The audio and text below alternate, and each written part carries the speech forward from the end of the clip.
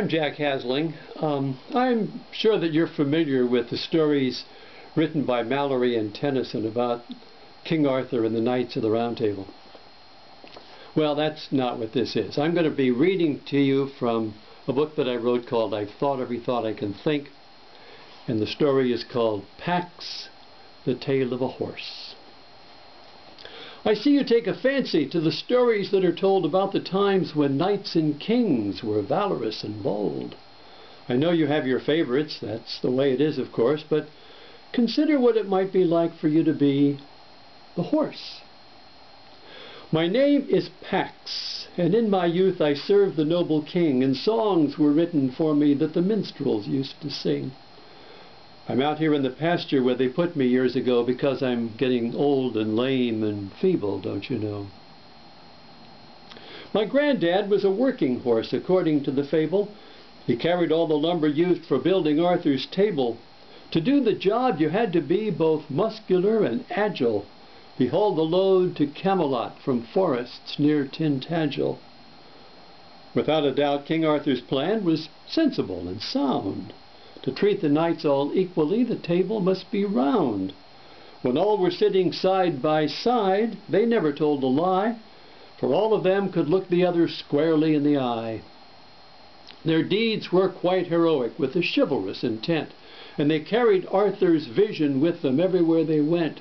But seldom in the chronicles are records found indeed of courageous acts attributed to someone's noble steed. Equestrians have always been essential to the tale. Without a horse they never would have found the Holy Grail, and there isn't any doubt, and knights would readily confess, that you would always need a horse to save a maiden in distress. Now, I'm sure you've heard the story of how Arthur, all alone, was the one who pulled Excalibur out of that magic stone. What the story doesn't tell you, it was me who did the trick. That sword was stuck inside until I gave the thing a kick. Now, Camelot was lively with the knights there every day. There was Lancelot and Gawain and Sir Galahad and Kay.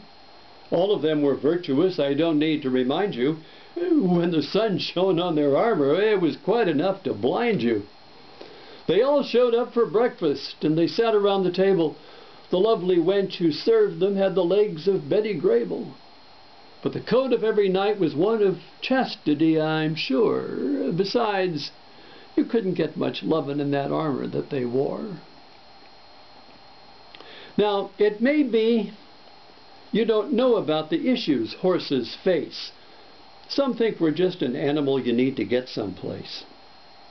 Well, before you close this storybook and put it on the shelf, perhaps I should relate to you a bit about myself.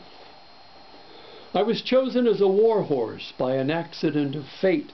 I was strong and had the stamina and could carry all the weight. They were sure I had the courage that was needed for the part. What they didn't know was basically I had a tender heart.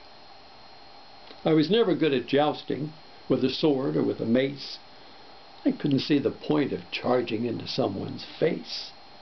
The knight who rode upon me, I'm afraid, was out of luck, for when that lance came at me, well, I couldn't help but duck.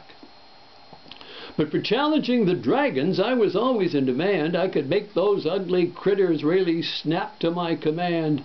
They breathed their fire at me and they launched their fierce attacks, but I simply breathed right back at them and dropped them in their tracks.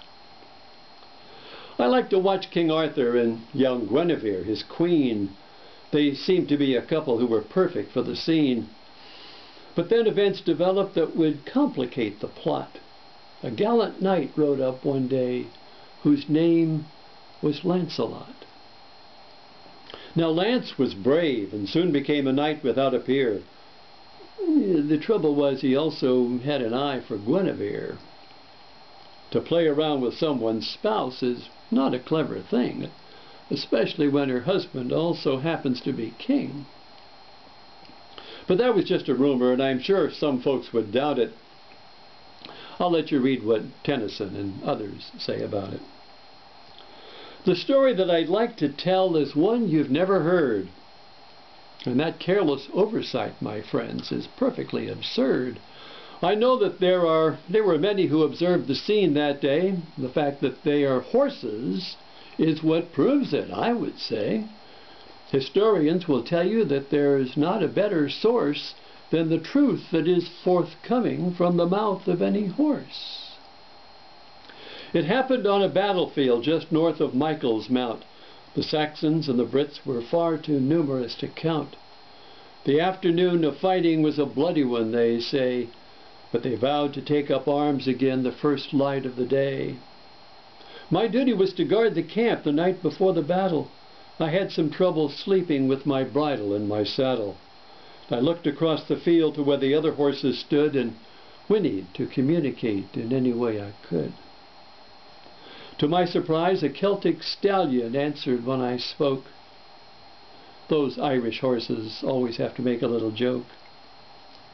"Is it yourself?" he asked, as a friendly kind of quiz.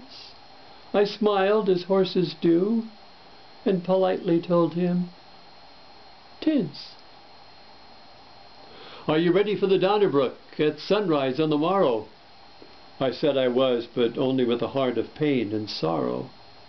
Then silence fell upon us as we stood there face to face and considered how our fortunes could have brought us to this place. Now, Celtic horses tend to be poetic in their thinking, especially when the situation interrupts their drinking. "Suppose," he said, "suppose we don't become a party to this deed. For glory's just another term for dominance and greed." I felt a breeze that rippled through the harness and the traces. I looked around and saw the others nodding in their places. When morning dawned, no thought remained that anyone would yield, and all were set to pay the price for honor on the field. The trumpets blew, the knights were poised to charge into the fray, but the horses sat back on their heels and answered, "Not today." The commanders were bewildered, but they knew that they had been foiled. "Forsooth," they cried, "this bloody battle's now completely spoiled." And so we praise the Celtic horse and call him now our brother. Our deed would not have happened had we failed to trust each other. And to this day our tale is never told as any fable, but I'm sure it's been an issue that's discussed at Arthur's table. Alas, the days of Camelot have faded in the night, but still we know it's possible for men to get it right. And if noble knights can learn that peace and justice is our due, you'll find that there are horses who can understand it too. The book is I've Thought Every Thought I Can Think, and you'll find it at Amazon.com.